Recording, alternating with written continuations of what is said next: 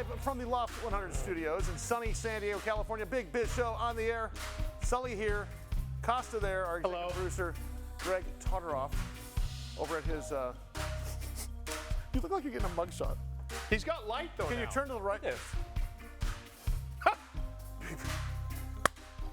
And of course the DTC. The qua. See how I did that? You didn't see me do that, did you? Go ahead again. Damn. Can you give me a metal arc? Thank you. Very good. Hey, welcome back to the program. Is there a reason you're playing ganja music? I'm just asking because Mike went out to the van on the commercial break, and now he's back.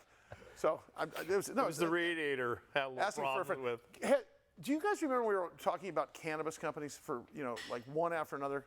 Yes. Greg, you remember that? Yep. We were booking, and there was this thing when, in fact, I think Taz Turner's on with us today, right? Yep. He is. Yep. So Taz runs Canaccord, which is a retail Canadian medi shop, I guess you'd say, right?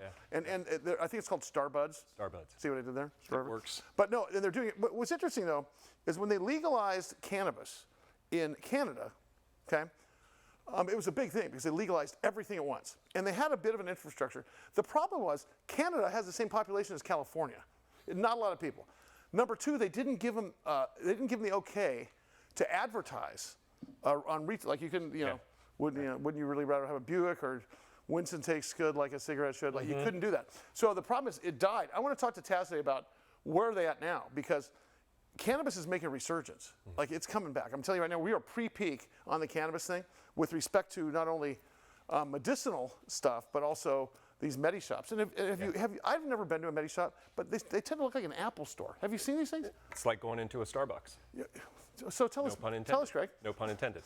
This one time I had to go in there. Asking for a friend? Yeah. Exactly. Hey, one of my favorite things in the whole world is when you guys email us, Greg specifically, and say, we want to hear from this person, whether it's an author or an actor or a CEO of a public company. One such company we got to interview just a few weeks ago, his name is Dr. Howard Berman. He's the founder and chief CEO, because I can't say chief executive officer, of Coya Therapeutics, COYA. And Howard was kind enough to take time out of his day today to come via Zoom and talk about unleashing the power of the T-regs. Mike, what is that? Well, you got T-regs, and they're powerful, and everybody wants them unleashed. So this guy has done it. There you go. Howard, great to see you, pal. Let's go from the very top about the intersection of science and business, because you guys have figured that out. Well, it's not as complex as you may think. T-regs it's as simple as they are the master regulatory cell of the body, and that and we've discovered they are critically important in neurodegenerative diseases. If they're screwed up, if they're compromised, if they're not working properly, unfortunately, bad things happen. There's heightened inflammation, and these diseases go out of control. And we discovered in ALS, T-regs are just not working. So let's talk about what Coya is doing, because you have a pretty interesting novel therapy regarding that particular malady, but you're also pretty far down the line here on development. So just give us an update and talk about what you guys are up to. Yeah. So we're using a combination of two biologics, complex biologics, namely low-dose IL-2, which enhances and ramps up the T-regs in the bloodstream, and we've got very good IP on that. And then we are using CTLA-4, which is IG, which is a type of fusion protein that dampens and blocks inflammatory pathways in the innate immune system. And the combination together seems to have a synergistic effect to reduce the inflammation and potentially slow or stop the disease. And we've tested this now in 4 patients, and not just to 24 weeks, but all the way out to a year. And remarkably, the patients have done exceptionally well, and it seems to be well tolerated. And we're very excited. We think that this can be a meaningful treatment, and we are planning on a large phase 2 double-blind randomized trial to take us all the way through, maybe to even a pivotal and registration. Hey, Howard, let's talk about the potential of these regulatory T-cell therapies that you talked about, because for Johnny Lunchbucket and lower, like Mike and me and Greg, could you break it down to the ridiculous and talk to us exactly what is it, How does it work, and why is your therapy potentially better than others? Yeah. So I'll talk to you about in ALS specifically. In ALS, the motor neurons are not working properly.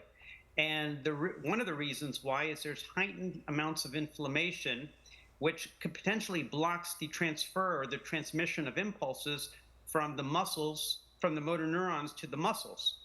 And if you can remove that block, that inflammatory block, then you can potentially have disease-modifying capacity, and the patients can walk better, they maybe can breathe better. And our goal is to ramp up the T-regs, and we do that with IL-2, and to reduce or dramatically lower other aspects of inflammation, and that's with CTLA-4, and that turns out to be Coya 302.